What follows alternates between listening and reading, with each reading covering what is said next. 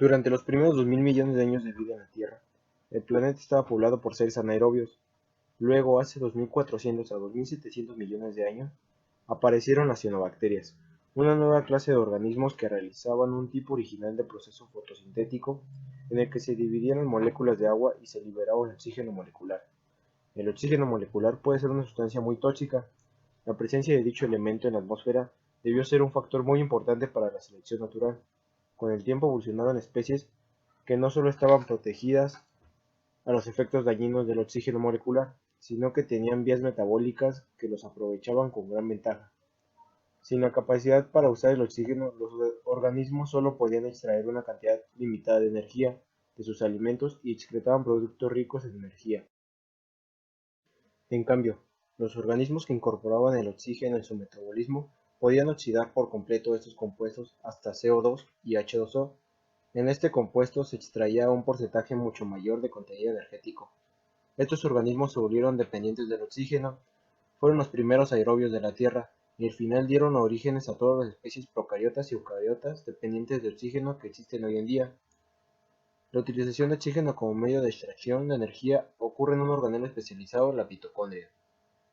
Aunque el metabolismo energético ha sido el centro de interés del estudio de la mitocondria, estos organelos también participan en otras actividades no relacionadas, como por ejemplo, son el sitio de síntesis de muchas sustancias. También tienen una participación vital en la capacitación y liberación de iones calcio. Regulan de manera importante la concentración citoplasmática de calcio.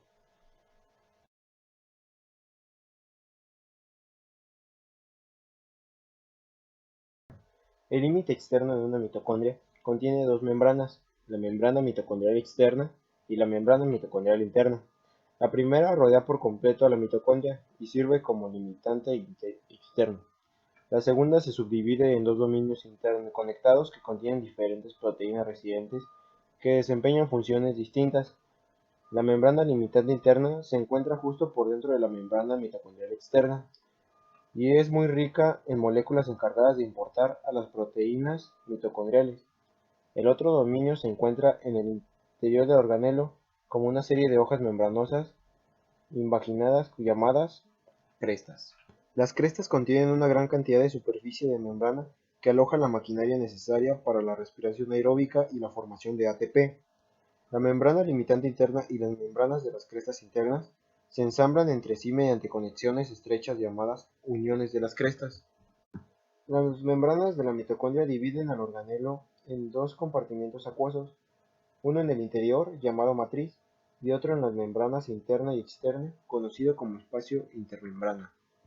La membrana externa está formada por lípidos y contiene una mezcla curiosa de enzimas que participan en actividades tan diversas como la oxidación de la adrenalina, la degradación del triptófano y la elongación de los ácidos grasos.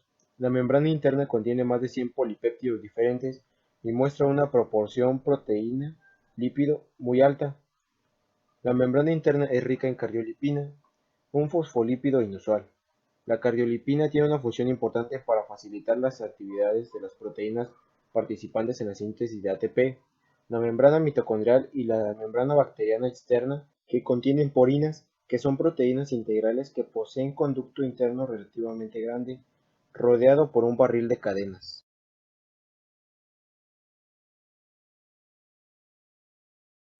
La matriz mitocondrial contiene ribosoma y varias moléculas de ácido desoxirribonucleico, el cual es circular en plantas y animales superiores. Por lo tanto, las mitocondrias tienen su propio material genético y los mecanismos para producir su propio ácido ribonucleico y proteínas. Este DNA codifica un pequeño número de polipéptidos mitocondriales que se integran a la membrana mitocondrial interna de los polipéptidos codificados por genes que se encuentran en el núcleo. El DNA mitocondrial es una reliquia. Se cree que es el legado de una bacteria aerobia individual que estableció su resistencia en el citoplasma de una célula primitiva que al final se convirtió en un ancestro de todas las células eucariotas.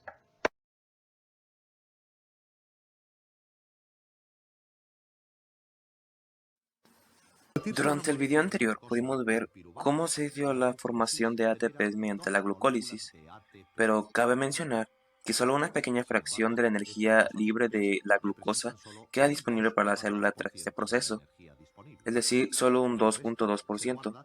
La mayor parte de la energía permanece almacenada en el piruvato. Los dos productos de la glucólisis, es decir, el piruvato y la nicotinamina adenina dinucleótido, o que mejor llamaremos NAD, pueden procesarse de dos formas distintas según sea el tipo de célula en el que se forme y la presencia o la ausencia de oxígeno. Cuando hay oxígeno disponible, los organismos aerobios son capaces de extraer cantidades de energía adicionales del piruvato y del NAD, produciendo durante la glucólisis suficiente para sintetizar más de 30 moléculas adicionales de ATP. Esa energía se extrae de las mitocondrias. Cada molécula de piruvato producida en la glucólisis se transporta a través de la membrana mitocondrial interna y llega hasta la matriz, donde se descarboxila para formar un grupo acetil de 2 carbonos. Este se transfiere a la coenzima A, un compuesto orgánico vitamínico complejo de derivado del ácido pantoténico, para finalmente producir acetil-CoA. Una vez formada la acetil-CoA, esta ingresa a una vía cíclica llamada ciclo del ácido tricarboxílico, o más conocida como ciclo de Krebs, en la que se oxida el sustrato y se conserva su energía, excepto por la deshidrogenasa de succinato, que se une a la membrana interna. Todas las enzimas del ciclo del ácido tetracarboxílico residen en la fase soluble de la matriz. El primer paso del ciclo del ácido tricarboxílico es la condensación del grupo acetilo de 2 carbonos con un oxaloacetato de 4 carbonos para formar una molécula de citrato de 6 carbonos. Durante el ciclo, se reduce la longitud de la molécula de citrato un carbono a la vez, lo que regenera la molécula de oxacetato de 4 carbonos que puede condensarse con otra de acetil-CoA. Los 2 carbonos que se desprenden durante el ciclo del ácido tricarboxílico, que no son los mismos que ingresaron con el grupo acetilo, cabe mencionar, son los que se oxidan por completo hasta dióxido de carbono. Durante el ciclo del ácido tricarboxílico, ocurren 4 reacciones en las que un par de electrones se transfieren de un sustrato a una coenzima aceptora de electrones. 3 de las reacciones reducen el dinucleótido de nicotinamina y adenina en su forma oxidada a su forma reducida, y una reacción reduce el dinucleótido de flavina y adenina a dinucleótido de flavina y adenina reducido. La ecuación neta de la reacción del ciclo del TCA, o ciclo de Krebs, puede escribirse de la siguiente manera.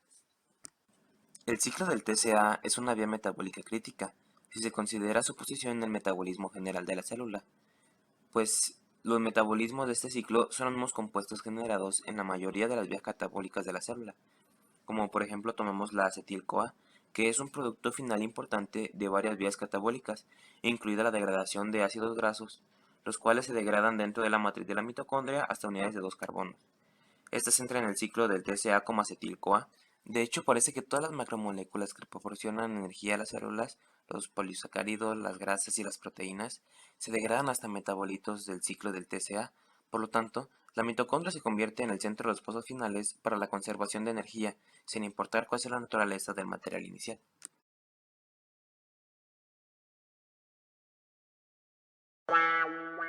Ciclo de Krebs. Se condensa el acetil-CoA y el oxalacetato. Por la enzima citrato sintasa se forma el citrato. Y el citrato se deshidrata, formando el cisaconitato por la enzima conitasa. Y pasa por la misma enzima conitasa. El cisaconitato con H2O se hidrata.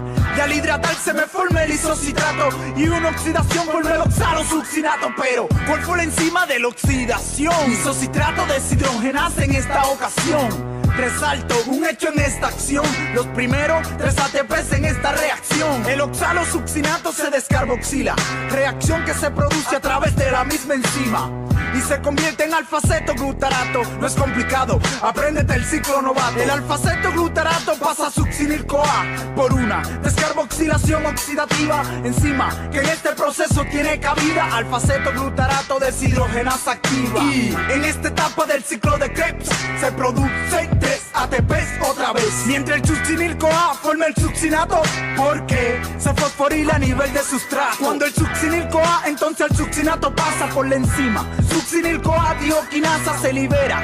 Un ATP más en el proceso.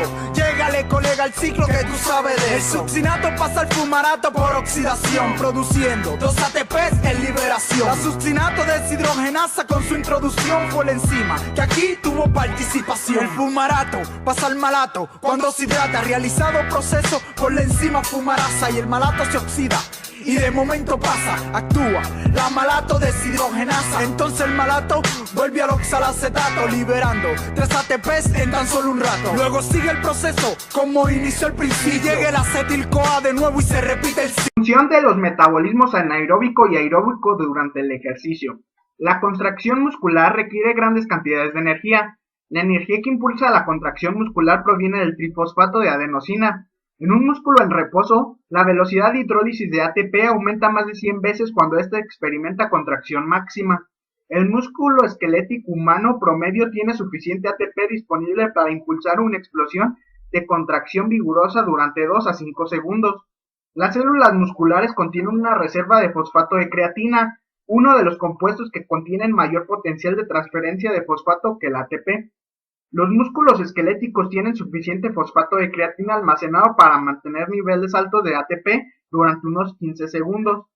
Se infiere que la actividad muscular intensa o sostenida requiere la formación de mayores cantidades de ATP que deben obtenerse mediante el metabolismo oxidativo. Los músculos esqueléticos humanos están formados por 2 tipos generales de fibras: las rápidas, que pueden contraerse con gran velocidad, y las lentas, que se contraen con menor prontitud.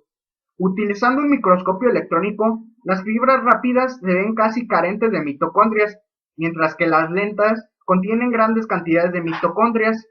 Estos 2 tipos de fibras de músculos esqueléticos son adecuados para distintos tipos de actividades.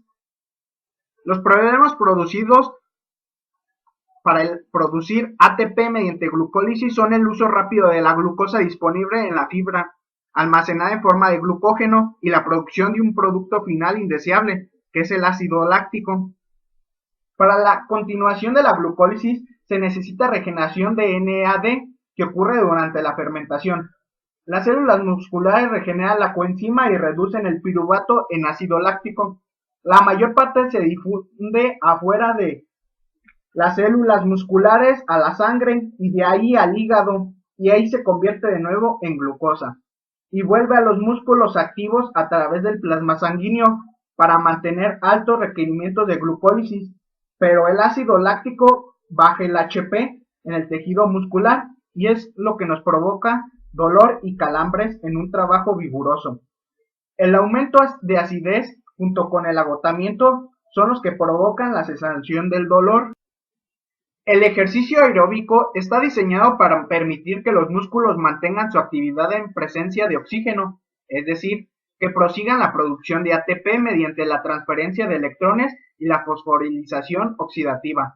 Los ejercicios aeróbicos dependen en una buena medida de la contracción de las fibras musculares lentas, aunque éstas generan una fuerza menor. Pueden continuar su función durante lapsos extendidos por la continuidad de la producción aeróbica de ATP sin la generación de ácido láctico. La proporción precisa entre fibras rápidas y lentas en un músculo particular depende de factores genéticos y varía en grado notable de una persona a otra, lo que hace posible que un individuo sobresalga en un cierto tipo de actividades físicas. Por ejemplo, los mejores velocistas y levantadores de pesas del mundo poseen casi siempre una mayor proporción de fibras rápidas que los corredores de largas distancias. El músculo cardíaco también debe aumentar su nivel de actividad durante el ejercicio vigoroso, pero solo puede producir ATP mediante metabolismo aeróbico.